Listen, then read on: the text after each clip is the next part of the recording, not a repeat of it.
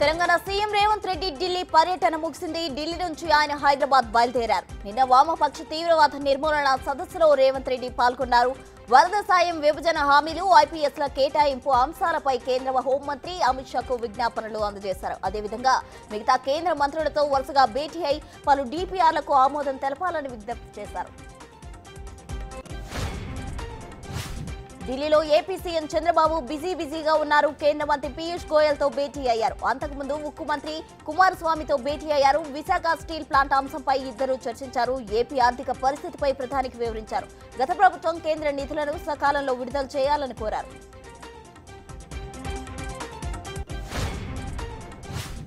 విద్యాశాఖలో ఉద్యోగాల భర్తీకి త్వరలోనే భారీ నోటిఫికేషన్ ఇవ్వనున్నట్లు తెలంగాణ డిప్యూటీ సీఎం బట్టి విక్రమార్క వెల్లడించారు.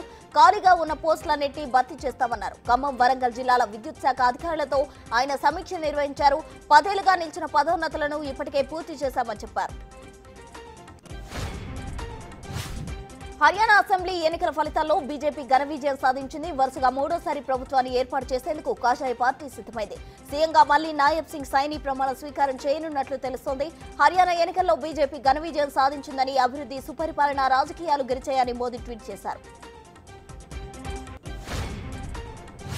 కులగణనపై బీసీ కమిషన్ చైర్మన్ సభ్యులతో మంత్రి పొన్నం ప్రభాకర్ భేటీ అయ్యారు. కులగణన ఎప్పుడు, ఎలా, ఏ శాఖ చేయాలనే అంశాలపై చర్చించారు.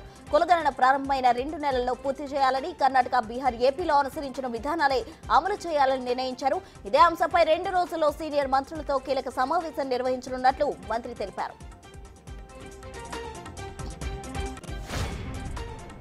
వైసీపీ నాయకత్వం తనకు అధికార ప్రతినిధి పదవి ఇచ్చాక టీడీపీ వాళ్ళు ఫేక్ న్యూస్ తో ట్రోల్ చేస్తున్నారంటూ ఆవేదన చెందారు యాంకర్ శ్యామల. మహిళల గౌరవం కాపాడడం ఇదేనా అంటూ హోంమంత్రి అనితను ప్రశ్నించారు. ఇండస్ట్రీ నుంచి వచ్చిన మహిళలంటే ఎందుకంత అలసంటూ వైసీపీ నేత యాంకర్ శ్యామల నిలదీశారు. రాష్ట్రంలో రోజుకో అమ్మాయిపై అఘాయిత్యం జరుగుతున్నా ఎందుకు స్పందించడం లేదని ఆగ్రహం వ్యక్తం చేశారు ఆమె.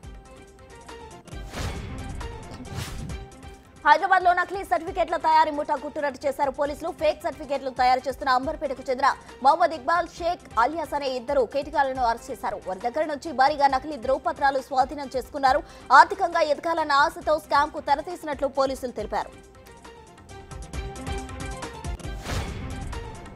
తమిళనాడులోని తిరువూరు జిల్లాలో విషాదం చోటు చేసుకుంది. ఇళ్ల మధ్య ఉన్న బాలసంచా గోడౌన్లో పేలుడు సంభవించింది. ఈ ఘటనలో 3 మృతి చెందగా 4కి తీవ్ర గాయాలయ్యాయి. క్షతగాత్రులను ఆసుపత్రికి తరలించి చికిత్స అందిస్తున్నారు. ప్రమాదంలో 10 ఇళ్లు పూర్తిగా ధ్వంసమయ్యాయి. భారీ పేలుడు సంభవించడంతో స్థానికులు పరుగులు తీశారు. 70వ జాతీయ సినీ అవార్డుల ప్రధానోత్సవం రాష్ట్రపతి భవన్లో అట్టహాసంగా జరుగుతోంది. విజేతలకు రాష్ట్రపతి ద్రౌపది ముర్ము పురస్కారాలు అందజేశారు. 2022 గాను కేంద్ర ఇటీవల ఉత్తమ చిత్రాలు, నటులు, సాంకేతిక నిపుణులను ఎంపిక చేసింది. ఉత్తమ నటుడిగా రిషబ్ శెట్టి, ఉత్తమ నటిగా నిత్యా మీనన్, మారిస్ పరేఖ్ సత్తా చాటారు. ఇక ఉత్తమ చిత్రంగా ఆటం, ఉత్తమ ప్రాంతీయ చిత్రంగా కార్తికేయ 2 నిలిచింది.